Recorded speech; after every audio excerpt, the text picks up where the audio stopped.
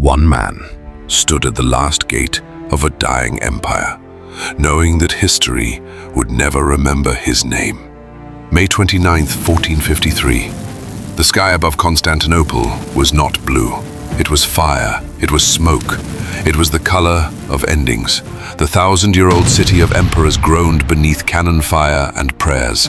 The Byzantine Empire, once the diamond crown of Christendom, now cracked and bled as Ottoman banners closed in. And on the outer wall, one man still stood. Captain Leo Andronikos, Varangian Guard, exiled heir, killer, protector, traitor, maybe. To the city, he was a foreign sword. To the emperor, a relic of old loyalties. To the invaders, a final obstacle. But to her, he was everything. 3 nights before the end, Leo stood in the palace garden, where roses still bloomed despite the thunder of war. She found him there. Anna Komnene, daughter of the imperial line, scholar of forbidden books, and the only soul who ever dared see the man behind the axe.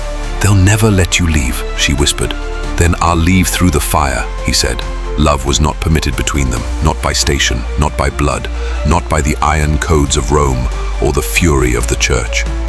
But in the hour of collapse, love does not ask permission.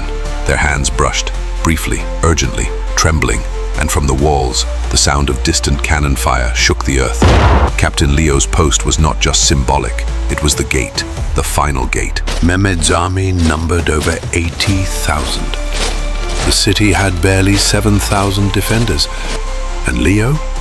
He had a wall of stone, 100 paces of killing ground, and a secret key sewn into his cloak. A key that opened the gate, a key that could end the city, or save the one person left who mattered. Loyalty or survival. The emperor summoned him that night, a shadowed throne room, crosses flickering under candlelight, and the last basileus of Rome, Constantine the 11th, stood tall despite death creeping ever closer. "You swore to Rome, to me, to God," the emperor said. "Will you still stand when the trumpet sounds?" Leo bowed. He gave the oath, but his heart stayed in the garden, with her. From a tower above the palace, Leo watched helplessly as Anna was taken by guards, accused of treason for trying to escape. Her scream was silent beneath the siege. The dawn came like judgment. The Ottomans surged. Leo stood with his men. Arrows, fire, screams, mud, blood soaked the mosaics of saints. But inside his cloak, the key burned like a brand. He could open the gate, flee with Anna, escape, live. The guards were dying. The emperor would fall. What did duty mean when everything was ash? Anna was chained beneath the Hagia Sophia, awaiting execution. Leo had minutes. He ran, not from fear, from purpose. He ran through corridors, past monks whispering prayers, past burning tapestries, past memories. He freed her. They ran, to the gate, to the future. And then he stopped. The key was in his hand. Anna looked at him, pleading, afraid, alive. Behind them, the final line collapsed. Leo had been many things, warrior, orphan, exile, but in that final breath of empire, he became something greater.